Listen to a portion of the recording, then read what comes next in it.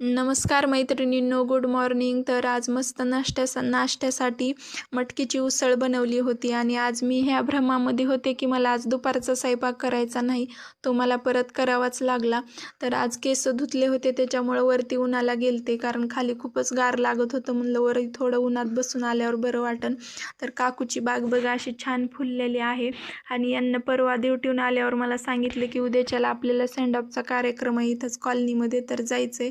तर मी माझ्याच मनात ठरवलं, त्यांना विचारलं नाही दुपारचा आहे का संध्याकाळचा आहे. माझ्याच मनात ठरवलं की दुपारचंच असेल. म्हणलं संध्याकाळी थंडीचं कशाला ठेवते कार्यक्रम, म्हणून मी निवांत होते. मी काम जास्तीचं काढून ठेवलं, कपडे भरपूर धुवायला काढले.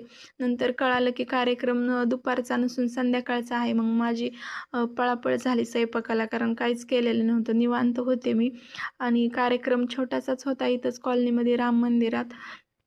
जास्त माणसं वगैरे काही नव्हते, छोटासा कार्यक्रम होता यांच्या सेक्शनमधला सेंड ऑफचा. तर नंतर जेवणं वगैरे झाले. जेवणात पण छान होतं सगळं, खायला मस्त होतं. आणि आता माझ्या मैत्रिणींना हळूहळू माझ्या चॅनलबद्दल माहिती व्हायला, तर त्या पण मला विचारित होत्या. तर नंतर घरी आलो तर वेणूचं इतकं नाक जाम झालं होतं, तिला श्वास पण घेता येत नव्हता.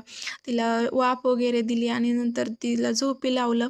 म्हणलं आता थोडं ओवा आणि लसण तव्यावर थोडा असा भाजते आणि गाठ मारून तिच्या नाकापाशी अशी ठेवून दिली. म्हणलं बरं वाटेल ह्यानं तरी तिला थोडं श्वास घेता येईल.